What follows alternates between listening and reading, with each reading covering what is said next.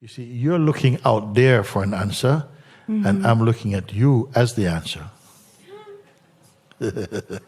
You're looking out there for an answer. Yes, you're saying, but the seeing sometimes is blurred and saying, and I'm knowing that whatever you're wanting to see that gets blurred is not it. You who is witnessing blurred and focus, you're it. This is the thing. And this is the twist of consciousness that each one needs to experience. We're wasting a lot of time because the classical way of knowing something is to know like one thing knowing another thing. And I'm telling you, no, no, no. This is not two things. It's not even one thing. Are you confused by this? No. Are you? No. Yes, you are. Yes, you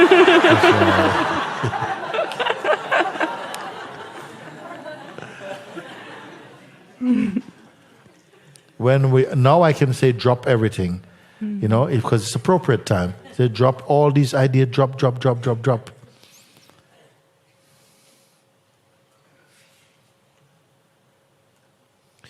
We are never going to be experientially one while you retain the idea of yourself as a person, because every person is conditioned. Every person belongs to some party, some religion, some philosophical group, some political group, some kind of social group, some identity you're wearing. And every identity fights to retain its own perspective. Okay? We are never, ever, ever going to agree while you are in the state of personhood. This is what is radical. I'm going to bring you the message of Ramana Maharshi. I'm going to bring you the message of Shankara, which is not only just a message. I am their message right now. And I'm not afraid to say that. That is not pride. I don't say it as pride. But someone has to have the courage to say. Because somebody asked me, what is your master's highest teaching? I said, I am my master's highest teaching. I have to say it. It sounds arrogant, but it's not arrogance. Because I have the courage to say what I am. Okay? So I have to say this on your behalf.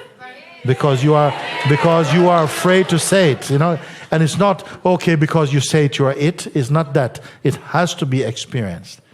And I wait on you too long. You're too slow. You're so apologetic. And so I have to say sometimes, I am that on behalf of you. To give you courage to say that there's an appropriate time to admit, and it is not blasphemy, it is not arrogance to say. Thank You understand?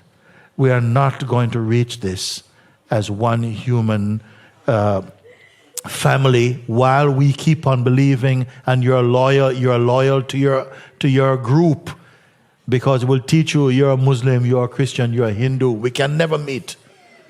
Even those who are the most what you may call liberal in any group, they still cannot meet. I've met groups sometimes who are the most liberal within the group, and there's some watered down version of the group. It has to be a living truth. And the only way you are going to come to this living truth, you have to be like the cow that jumped over the moon. And this moon is your mind. You have to jump over it. And as long as you stay as this person, you're going to argue like the person. You're going to defend like the person. And I'm showing you the most beautiful way. The most beautiful way is the way of being. You have to come out of that. I show you. I don't say go. I say come. Look with me and prove with me your original self. It is not a fantasy. It is not a spiritual fantasy.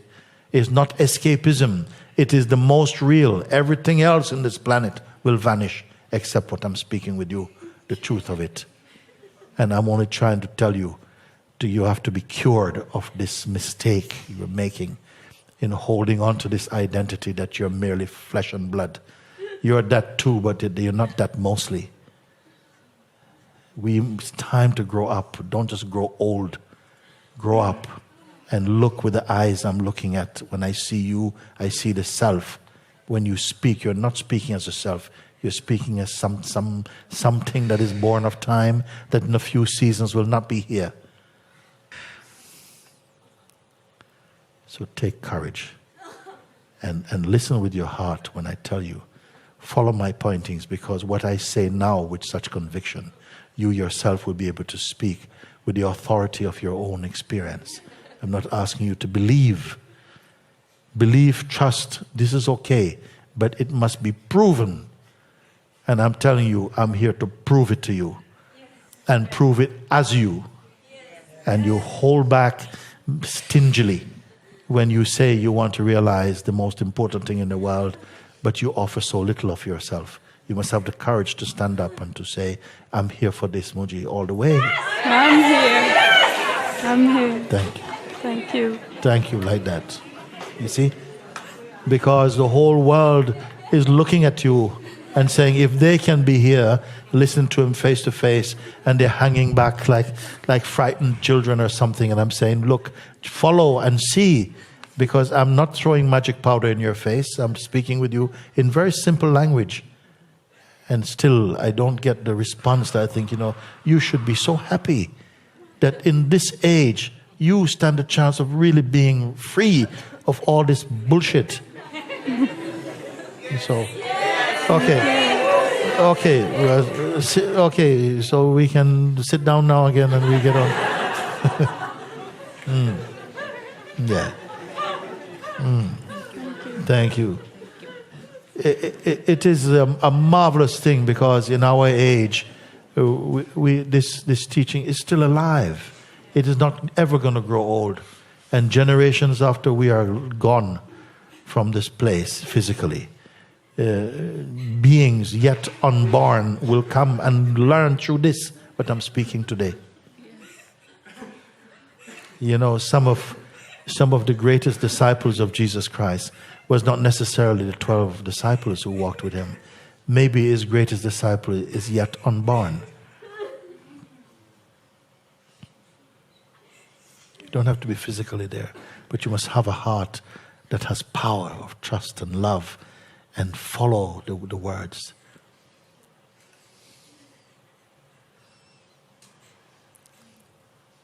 Just like this. You're not been given 17 steps to freedom. It is simple. I point simple to you.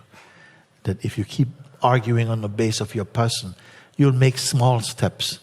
These small steps, they're okay. It's okay. But you behave as though you have 1 trillion lives ahead of you to do this. I said, today you can see something from here. Look with the eyes of consciousness. You are already that. You don't have to go out and find any tools for that. You're already here, no? It's a blessed time. And things are such in our world at this moment that I feel we should feel compelled, even for your children's sake, but for your sake first. You must find it.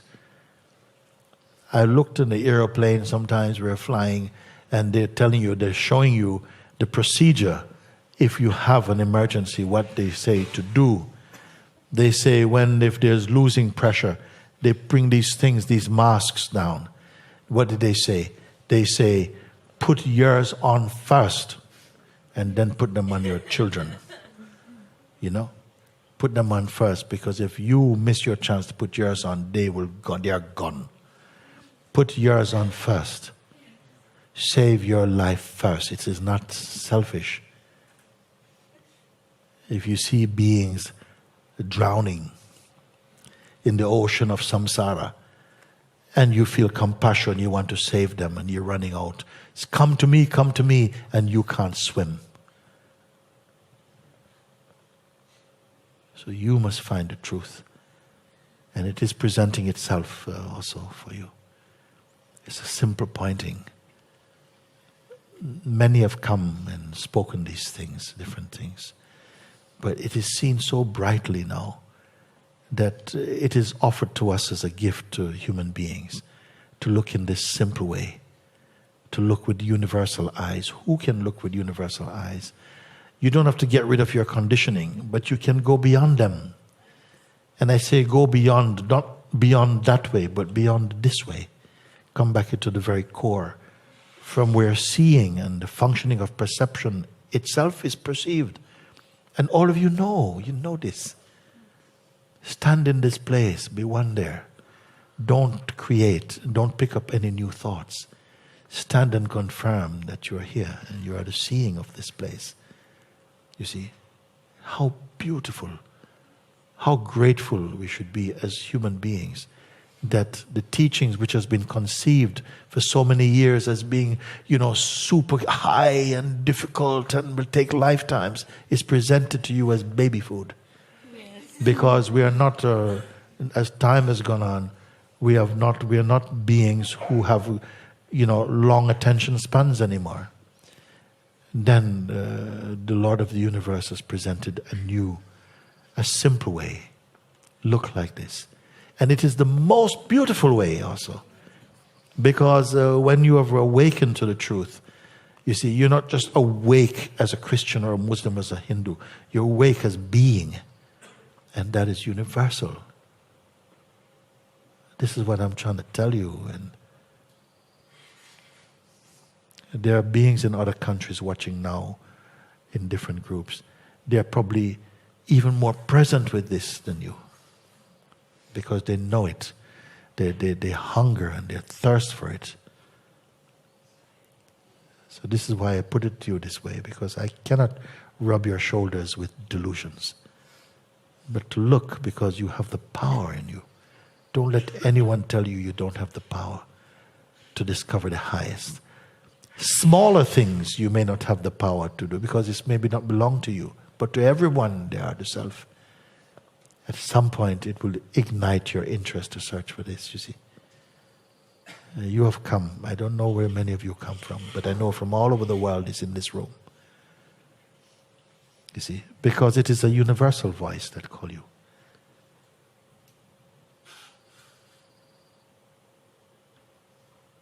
And I only remind you that you have the capacity and the power, all that you need to go through, to live a life that is so fickle when it's lived only through the mind and just through traditions and habits, and come back into a life of deep intuitive spontaneity and freshness. This is all I am trying to point to you. You see. Thank you. I say, you say thank you, and I say thanks to the Lord of the universe and to Sri Shankara and Sri Ramana Maharishi and Sri Punjaji and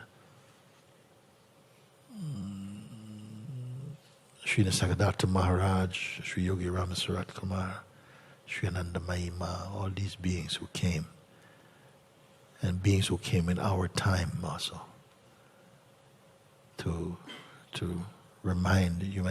It perhaps will never take on evangelical proportions, I don't know. It's too radically simple. And the truth is simple, but the seekers of truth are complex. And we always are attached to our complexity.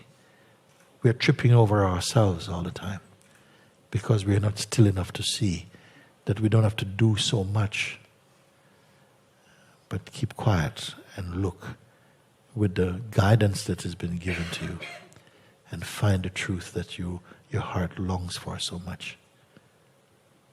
I'm not speaking poetry to you. You see? Love you. I love you too. Love you. Very good.